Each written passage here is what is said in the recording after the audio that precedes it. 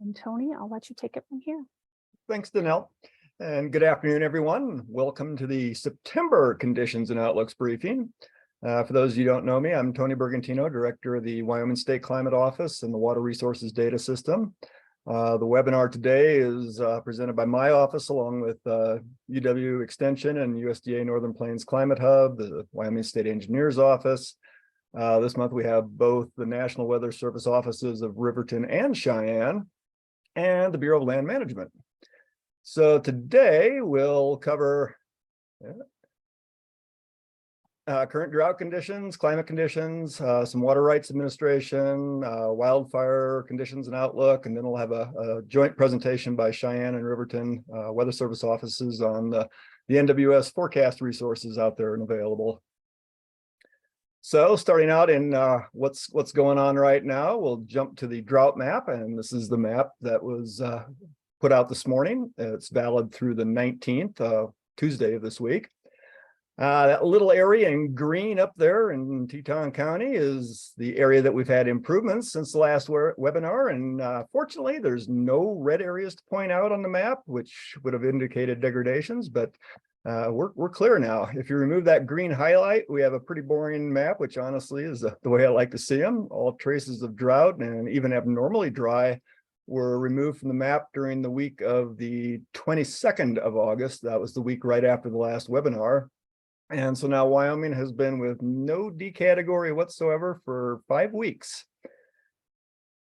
Just for comparison purposes, there on the left is where we were a year ago compared to today. And I don't know about you, but I much prefer that current map over there on the right.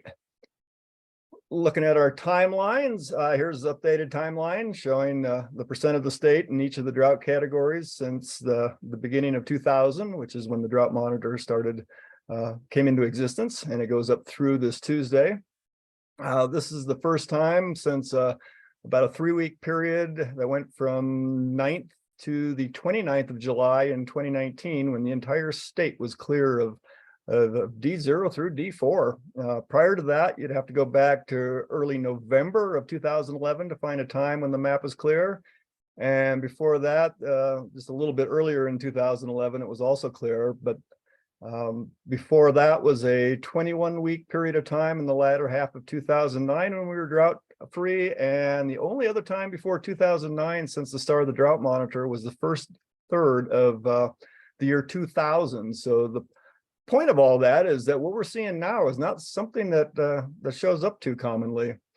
And just as I usually indicate, you can track this timeline at the URL down there on the bottom left of the page. Just zoom into the span from the start of 2020 to now for some detail, although there's not much to say here other than that 0% there over on the right side of the chart becomes a bit more obvious at this time scale. And you can see that that's the lowest it's been for the whole history of this graph. Let's jump to the 2-week total precipitation statewide as a percentile. Here's how the precipitation has been panning out over the last 2 weeks. A fair bit drier than we have been seeing. The green, blue, purple colors are areas that are above median, and they cover most of the eastern plains except for Laramie County. The central areas are grayish in color, meaning that they've been receiving about median precipitation over the last 2 weeks. But the west and north and south central, along with Laramie County, which I mentioned earlier, have all received less than median precip over the last 2-week period. We'll step back and look at this at 90 days, 3-month period. A lot wetter conditions, except for southern part of the state. Pretty much like the Little Snake Basin is seeing some, over the last 3 months, is seeing precipitation that's been below the median. But the rest of the state, a lot of purple indicating some of the higher percentiles throughout most of the state. We have 2 maps here showing the water year-to-date and calendar year-to-date precipitation as a percent of average. And for those of you who might not be familiar with the term water year, it starts on October 1 and goes through September 30th of the following year. So come the 1st of October here soon, this will be water year 2024 starting. And the start of the water year is typically when your base flows are at their lowest, and any precipitation that falls will go toward feeding the streams in the following seasons. Your runoff is done at this point pretty much, and you can see that for both types of years, we're above average for much of the state, with a few below average areas, especially in Teton County.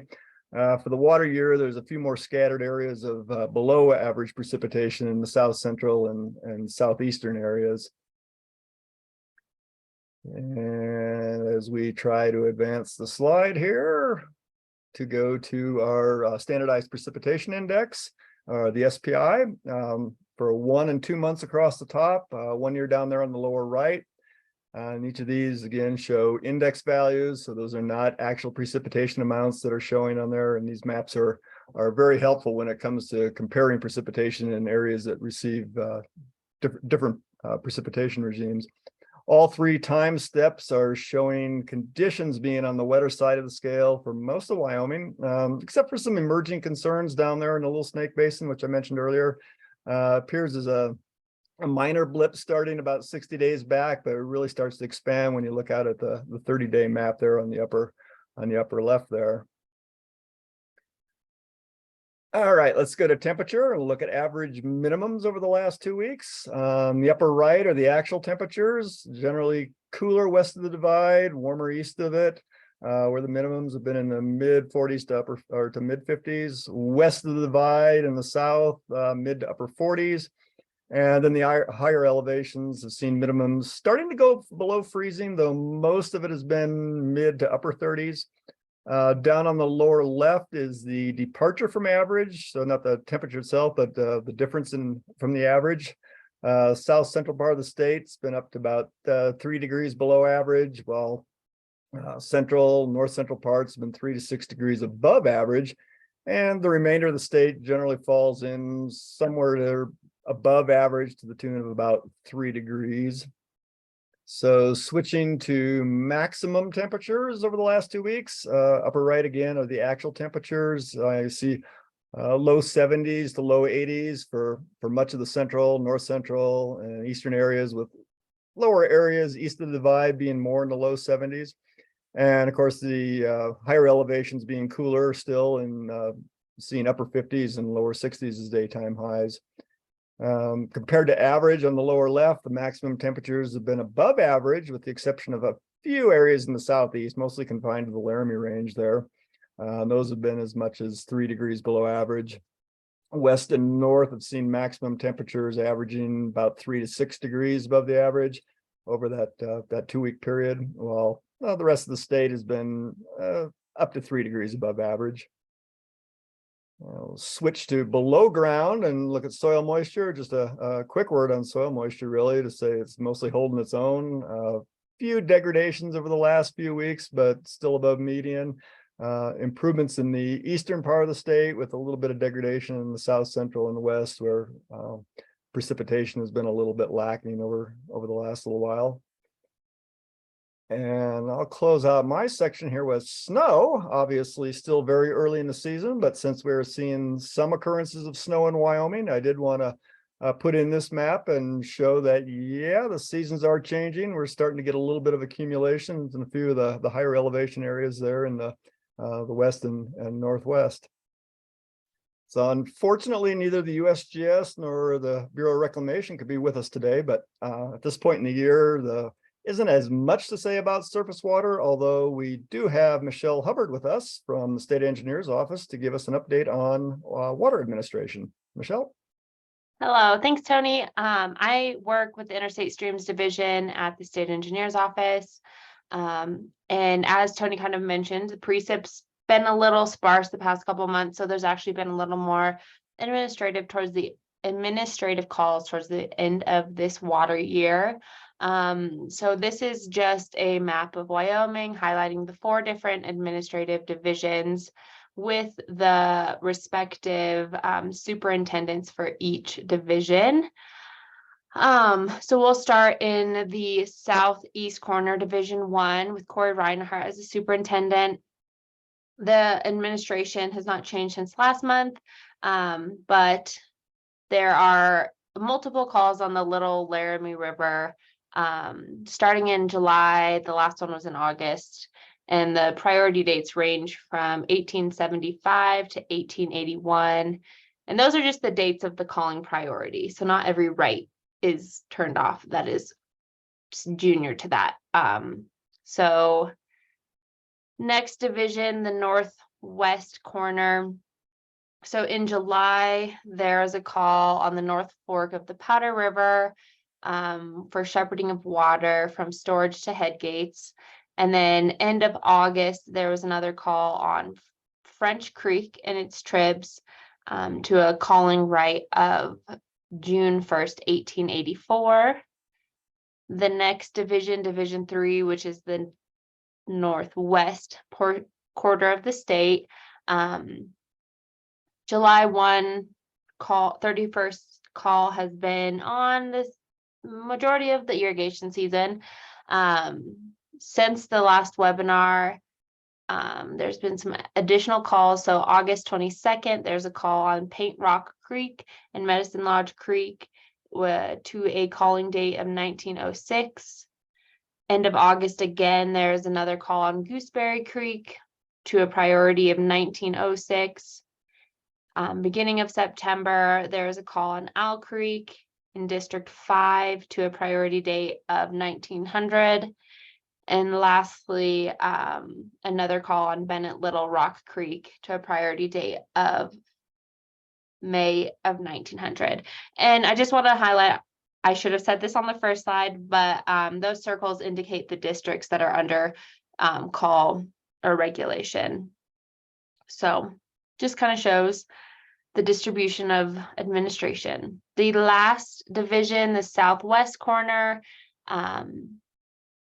in July, there have been calls continuing from on the Smiths Fork and the Blacks Fork, as well as the East Fork of the Smiths Fork. There's a lot of forks in the Green River Basin. So the new ones, I guess there's still the call on Teton Creek, which is due to the Roxana decree up in the tiny little corner by Yellowstone Park. And then there's a couple more new ones beginning of August. The Smiths Fork and Bear River are being regulated to monitor the diversions per the Bear River Compact. And lastly, September 4th, there was a call for storage out of China Lake Reservoir in District 3. Those are all of the calls. And so at the end of the water year, which is coming up in 9 days, all of these calls will essentially be lifted. So this might be my last presentation until next irrigation season. And again, the last slide, again, these are just the contact information for our superintendents. And that is all I have. Yeah, thanks, Michelle. Yeah, thank you. And now I'll turn it over to Lance Vandenbogart with the National Weather Service up in Riverton to give the latest on weather forecasts and outlooks. Lance. All right, thank you, Tony. Yeah, so just looking at the typical Wyoming hazard calendar here as far as weather threats, I kind of highlighted in that light yellow kind of the time frame from now until our next call. So you can see that we're kind of moving out of fire weather season. It's certainly still possible to deal with those issues. River flash flooding, we're near the end of that as well, along with severe thunderstorm and tornado. And we're quickly entering the time for winter storms, not quite ice jams, but then high winds as well as we get the jet stream to kind of move south out of Canada and move back over the United States. So that's kind of where we sit in the big picture of weather. If we go to the next slide, we can just take a look back at how the severe weather season has gone. So that tornado, severe thunderstorm aspect. You can see that this past year on this bar graph is we had quite a few warnings go out for severe thunderstorms and tornadoes. So 526, this is as of yesterday. I don't think there was any issued yesterday, but I didn't check that. But regardless, we're in the second place since the modern radar era began in the mid 90s as far as number of warnings issued. You can see that 2018 and 2019 were big years with 2019 taking the cake there as far as strong thunderstorms. But if you felt like there's a lot of thunderstorms or alerts going on in the state this year, you're not wrong. The data would support that. All right, and then with that, we'll jump into the forecast information here. So for the next 7 days, we do have a wet weather system moving across the north that's coming in tonight through Saturday primarily. You can see that the majority of the precipitation, at least over ½ an inch, is going to be confined to the mountains and kind of the northern half to northern third of the state. The south, central, and southeast are getting largely missed by precipitation over the next week, at least as the forecast currently stands. And then it's looking mostly dry statewide through the middle of next week. You know, once we get to Sunday, it looks like we warm up again and go back to maybe slightly above normal. So pretty mild autumn so far, at least. And if we step forward a little bit further and look at the 8 to 14 day outlooks, you can see temperature on the left there and precipitation on the right. There is a lean towards above normal temperatures for the eastern half of the state. It's not a strong likelihood, but there's some large scale climate signal that maybe it'll be a little above normal as we look at the week after this next one. The far west there has a slight lean towards below normal temperatures. I didn't mention that in the little summary below, but we are kind of on that gradient where near normal and then cool to the west and warmer to the east. If you look at precipitation, you can see it's more uniform type of outlook with a lean towards above normal for much of the state, maybe strongest in the northern part of the state. And that's, again, for the week after next. So it doesn't include this next system. Even the week after, it looks like we maybe could be in a favorable pattern for getting more than normal moisture across the northern half of the state. All right, if we look towards the 1 month outlook, so kind of increasing our time scale and looking at October here, even though it seems like there may not be a lot of information here because we have equal chances, that actually does tell you something. So if you hear like, oh, October is going to be extremely cold and wet, well, this graphic would actually show that the data is not supportive of that. Near climatology is your best forecast for October as far as temperatures go. Maybe a slight lean in the north there towards above normal temperatures. And then if you look at precipitation, for most of the state, again, it's the same story, equal chances. So not a big lean towards one way or the other. The southeast maybe has a slight signal that your Vegas odds would favor above normal precipitation if you're a betting person. I wouldn't make many bets based on that slight lean there in the 33 to 40% range. But nevertheless, that is kind of the overall 1 month picture. All right, on the next slide, I was going to just take a quick note here. I think this is important. We do get a lot of calls with people saying, "Oh, I heard it was going to be a bad winter," you know, and that's interesting. And a lot of it comes from the farmers' almanacs. There's actually 2 fairly widely known farmers' almanacs, and you can kind of see what I grabbed there from their websites. They go back several hundreds of years and they give a very general overview. But a lot of people kind of take that and they pass it on to their friends and their neighbors and everyone they know. So we end up kind of explaining, hey, what is this all about? So I did want to make a comparison here and say that both these and National Weather Service forecasts, we use large scale climate indicators to make predictions. So it's not that these are totally useless or based on nothing. That's not the case. There's often some skill related to both. As far as highlighting some differences, though, one difference is that these farmer almanac outlooks are oftentimes vague with a lack of specificity. So you can see there, one of them says cold and snowy for Wyoming, and the claim for the old farmers almanac is that they verify 80% of the time. So as long as somebody, I don't know who it is, feels that it's cold or snowy, that maybe that's a good forecast for you. But the Climate Prediction Center, those graphics we just went over, we try to have some scientific rigor and compare to like normal temperatures over the course of the winter and give some quantitative values. You didn't necessarily see that, but if you visit the websites, which are linked, you can go ahead and kind of dive into the details of how those are made. A second difference is that there's only one release of the information for the Farmer's Almanac. So on the bottom one there, cold average snowfall. That's not going to be updated throughout the winter as far as Wyoming goes. That's kind of what the burr is back. So that is what you get. Whereas the CPC seasonal outlooks, CPC is Climate Prediction Center. That's a division of the Weather Service. Those are updated monthly. And then a third difference is just that those little taglines there. They're oftentimes presented in a tabloid fashion as far as Farmer's Almanac go. They're kind of dramatic or hyped. You can see the exclamation points there on both of them.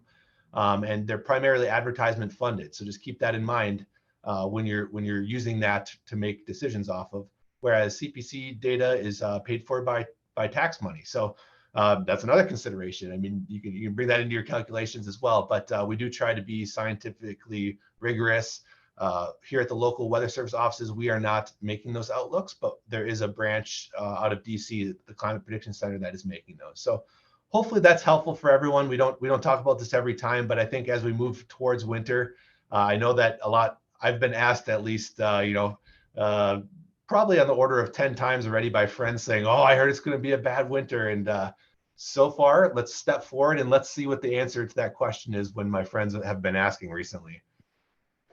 The next 3-month outlook, at least it covers the first part of the winter. And the actual answer that I give them is, oh, yeah, you may have seen something from the Farmer's Almanac, but currently, for the first part of winter at least, climatology is the best forecast. So you don't have to necessarily, put more insulation in your walls and up in your attic or anything like that. It looks like near normal is the best forecast for temperatures over the next 3 months.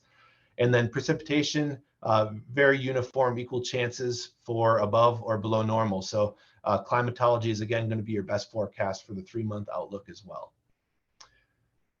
All right, I think that's all I have for now. You'll hear from myself and my cohort down in Cheyenne shortly. So I don't know who I'm passing off to, but thank you, Tony, for the time. Thanks, Lance. Rebecca Hurd is up next with the Bureau of Land Management to go into some of the wildland fire outlooks and conditions.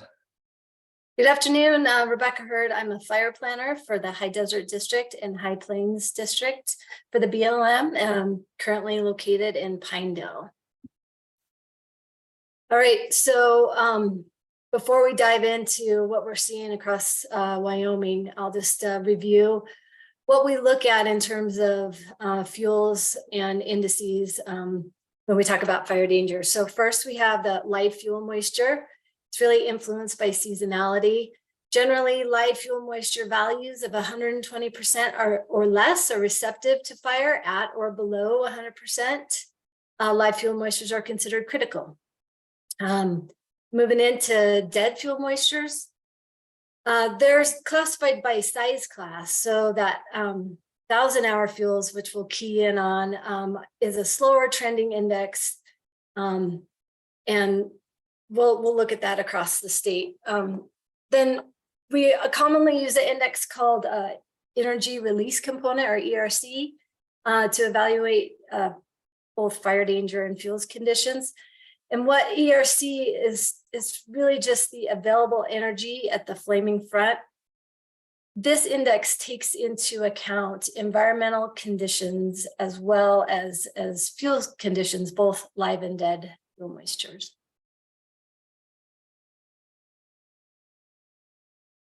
All right, so recently the predictive service areas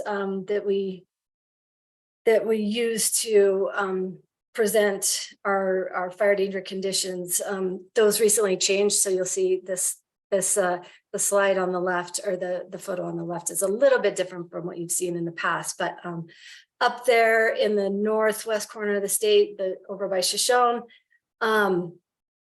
we're still well below normal in terms of ERCs, and that forecast, that green line, is trending down.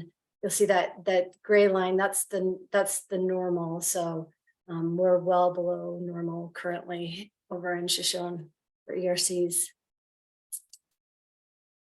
Next slide.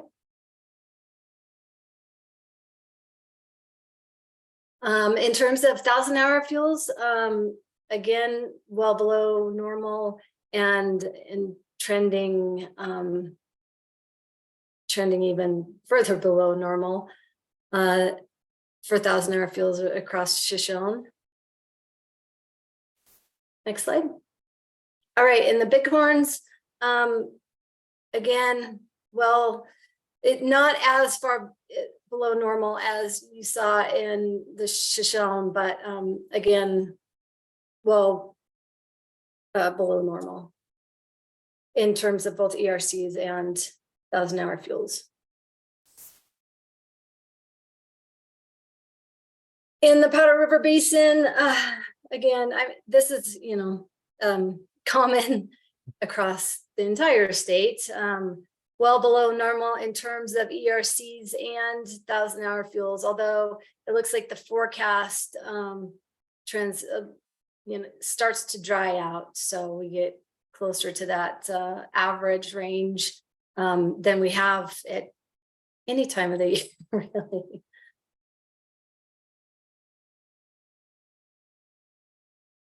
Next slide.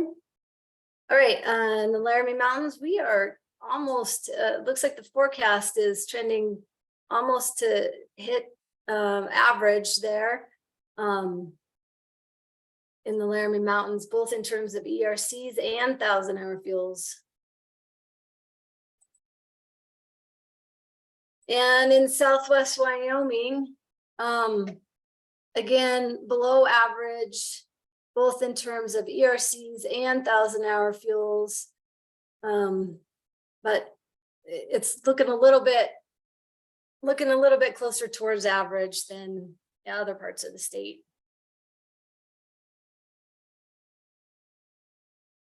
Okay, in terms of fire occurrence, and this is just these two photos are just from our fire reporting system. So you can see in 2022, the amount of fire occurrence from January 1st to September 21st in 2002 compared to 2003. So those areas along I-80, Laramie Range, we just have not seen the fire occurrence that we have in 2003, which isn't surprising given what we just talked about in terms of ERCs and 1,000-hour fuel moistures.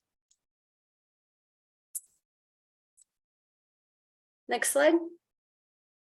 All right, so in 2002, to date, or from January 1st through September 21st, we saw a total of 390 fires across the state as compared to what we're sitting at now, and only 199. We did have a couple, well, in 2022, there was one fire that was in that 5,000 to 10,000 acre range, and as compared to this year, there just haven't been any. We have seen a couple fires that about 2,000 to 3,000 acre fires that have been wind driven over around Worland and on the High Plains district, but otherwise it's been a pretty quiet year around the state. Next slide. All right, in terms of national fire danger outlooks for September, it looks like, I was looking at this last night compared from last month, and this red area around the Pacific Northwest shrunk.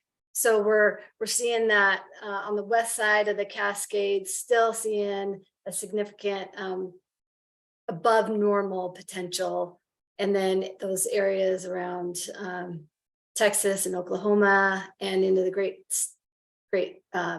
Lakes region. And continuing into October, those areas around the Pacific Northwest really shrink to that west side of the Cascades.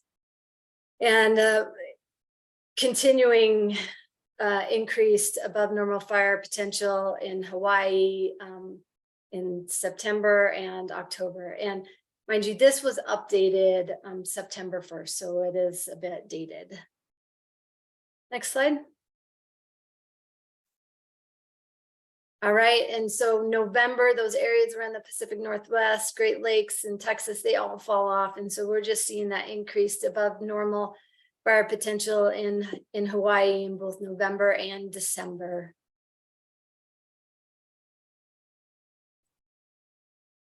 That's it for fire danger. All right, thanks, Rebecca. And now I'll kick it back to Lance, who will be joined by his partner in crime, Jared Allen, down at the Cheyenne Weather Service office to talk about our topic of the month, which is forecast resources. All right, well, thank you guys for a little bit more of your time. The first website that we want to highlight for you is what we call the IDSS, which is Integrated Decision Support Services. You don't have to memorize that, but the forecast points page is also what it's known as. This website has hourly weather forecasts for your location. So there's a Google Map-like interface that you can kind of scroll your wheel, zoom in and out of, and click around, and a yellow box will appear. What you're seeing there is the town of Jackson with Grovant Buttes there, just to the northwest of town. So that's about how big the boxes are in our forecast gridded database. This is great for timing out your weather over the next week. We do create hourly forecasts, so every hour has a separate number and variable. You can see that right below the map is kind of the weekly overview. Let me backtrack a little bit there. You can see the max temperature forecast, the min temperature. This was taken from last November, so thankfully we're not dealing with max temperatures in the 20s yet out there. But you can see several variables: max wind gust, cloud cover, precipitation, percentage chance there.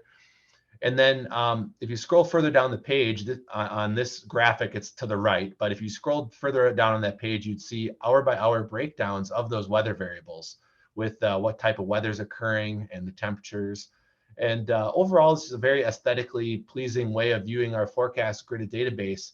We've had what we call the point and click page for many decades, and that is a fine way to view the forecast as well. This is just a more modernized version of that. And did want to highlight that the information, at least in the near term, the next day or two, is updated at least every 3 hours. So those numbers would change if you refreshed after 4 hours. You might see some different numbers based on the latest weather models that have come in. So that is something worth noting. And the reality is that, the forecast does change quite often. And that's because the inputs to the weather models change quite often. And we get several model runs every hour here in the Weather Service with big batches of them coming in every 6 hours. So things can change fairly rapidly depending on what type of weather we are expecting. So this is a great bookmark to put in. If you were to type that into your web browser, that would bring you to the national page, and you see the whole country. But if you zoom into Wyoming and click your spot, you'll have the page pop up for your location.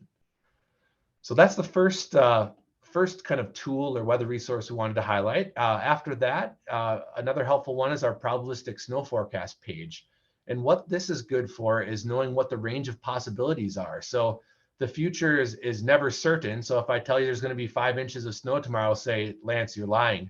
You don't know that there's going to be 5 inches. You're saying that maybe that's the mean or the median, or there's a range of possibilities. We all know that the future is not set in stone.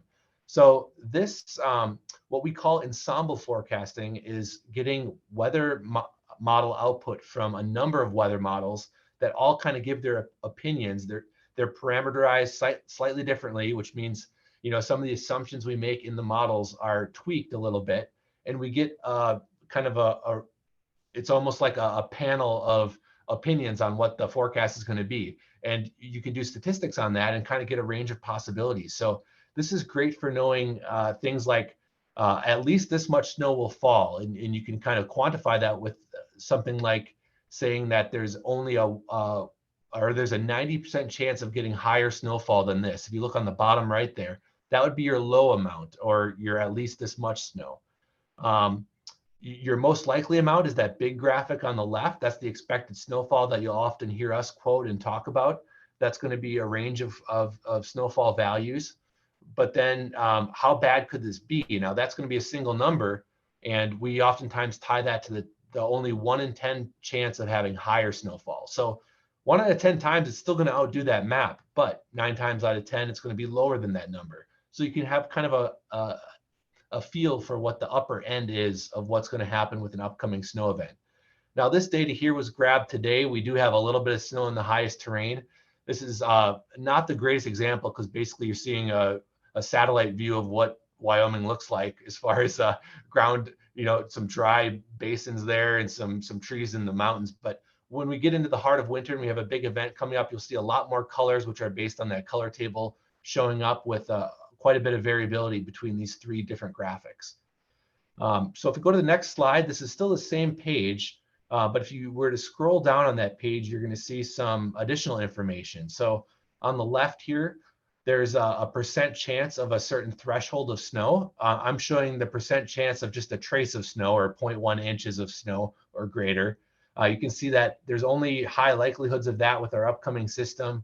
Actually, this data that I grabbed here is from July. So this was a cold weather system that was coming through at that time, and the very highest mountains did get some snow out of that.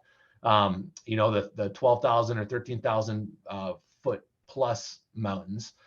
But you can see that there's a range of from white all the way up to that dark blue color, the percent chance of seeing a certain threshold. So this is great.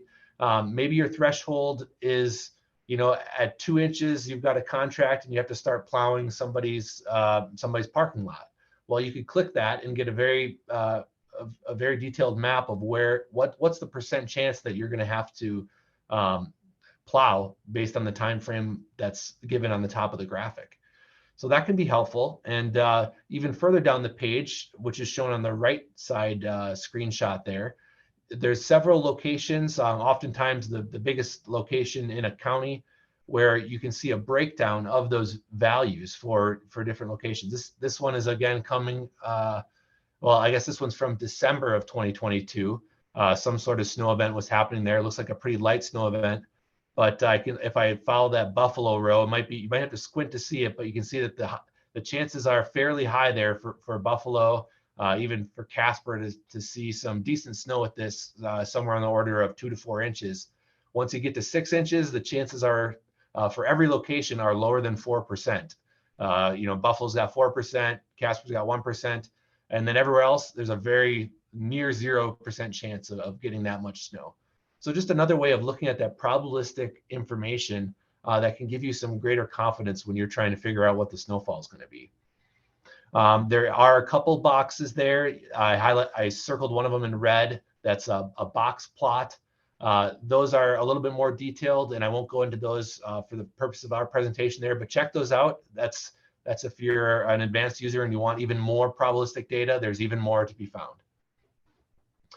And with that, I'm going to pass it off to Jared down in the Cheyenne Weather Service Forecast Office, and he's going to talk through this page. Awesome. Thanks, Lance. Thanks for driving, Tony. So just a quick highlight of this new Wyoming Decision Support page. So graphics like you just saw Lance highlighting from the winter component, you would be able to click on that winter little tab right there at the top. So this page is like a one-stop shop state level web page for overall impact levels, the latest hazards, the latest radar, the latest weather stories that each of our respective offices, there are 5 offices across the state of Wyoming that cover the full state. So if there's a big upcoming impactful event, especially if we're starting internally to get to ops level 2 or ops level 1, which could be very impactful, say winter storms, high winds, maybe severe weather, then you can see those latest decision support service packets that would also be highlighted on this page, especially when you get those elevated to high impacts potentially being on the horizon. Luckily, we don't have any of that at the moment, but winter and high wind are just around the corner. One of the great things on this particular page, you can click on the forecast component, you can click on severe, hydrology, winter fire, so it's broken out, segmented by different hazards, and then per season, you can get all the latest information. So if you just click once, Tony, there'll be a little animation that should pop up here.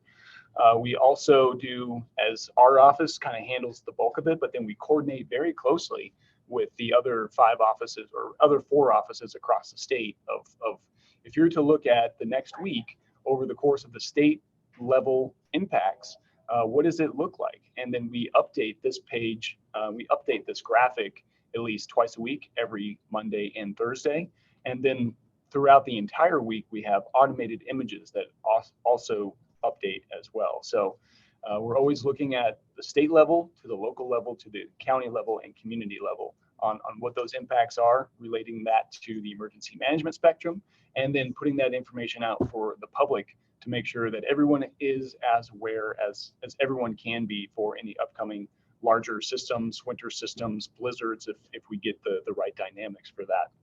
So you can just go to that link that's right there at the top. If you want to go, if you need a simpler one, just go weather.gov/Cheyenne, and then it's right under one of our local menu options on the far right. But there it is right up there at the top. That takes you to the main page, but then you can go into the other little subheadings that give you a lot more graphics, a lot more information per hazard, per season. So I just wanted to highlight that component for everybody as well. Back over to you, Tony. Thanks, Jared. And thanks again, Lance. And as they say in the trade, now back to Danelle.